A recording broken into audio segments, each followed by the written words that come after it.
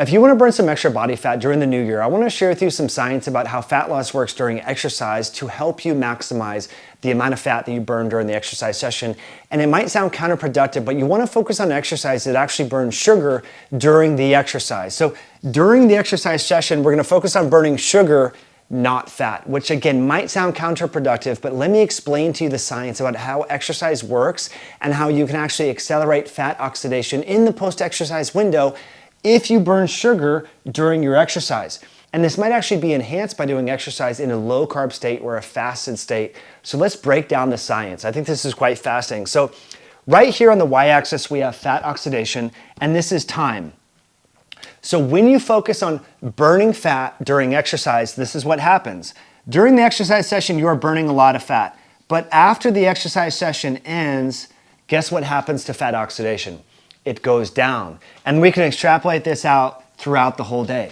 So again, you go and do cardio, you're exercising, you're eating low carb meals from biocoach.io, you're doing all the right things to maximize fat loss, you're doing a lot of volume here, you're burning a lot of fat during the exercise session, but that stops shortly after you stop exercising. Here's what happens if you focus on actually burning sugar during the exercise session. Now let's pause. What exercises burn sugar during the actual exercise session? We're talking about high intensity interval training. We're talking about weightlifting. We're talking about doing sprints, doing explosive type movements that are causing a lot of strain on the muscle, building up that burn, that lactic acid that you feel when you're in a group fitness class or when you're doing explosive exercises. You're burning sugar during the exercise session.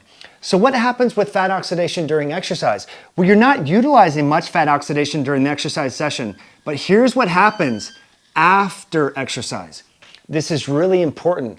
After you deplete that muscular glycogen, you deplete the liver glycogen. Remember, glycogen is stored glucose within your muscles and in your liver. When you deplete that, the body makes a switch in the post-exercise window to actually increase fat oxidation long after the exercise session ends. So this is a different way to look at it.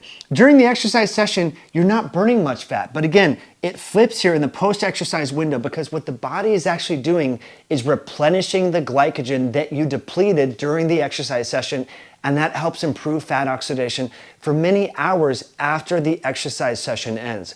So before we continue, my friends, I'm a huge fan of at-home testing, specifically using the biocoach.io at-home glucose meter and the A1C meter. You get a real-time snapshot into what your metabolism is doing. Many people don't know how the meals that they're eating or the stress in their lives or the sleep quality is impacting their metabolism. If you've been relying upon going to your doctor one time per year to get an insight into your blood glucose levels, my friends, you're missing out on data. You should invest in an at-home blood glucose monitor from biocoach.io. You can also test your hemoglobin A1C in the comfort of your own home through their website so that you have real-time access into how your lifestyle is impacting your overall metabolic health. So definitely check out biocoach.io. But going back to exercise, it's really important to recognize that in the post-exercise window, what the body is doing is increasing glycogen synthesis, okay? My handwriting's not the best, but in this window, the reason why you're burning so much fat in the post-exercise window, if you focus on burning sugar during the exercise session, you increase muscle glycogen resynthesis and the body pivots to increasing fat oxidation.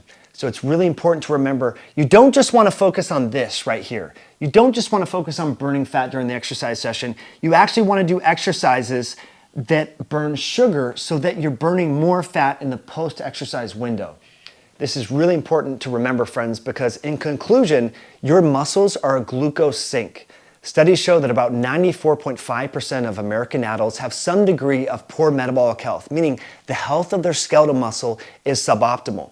So when you focus on burning sugar during your exercise sessions, which involve the HIIT training, weightlifting, sprints, any high intensity exercise, focus on burning the sugar so that in the post-exercise session, you're burning more fat for fuel throughout the day. You have lower post-meal and post-exercise blood glucose levels.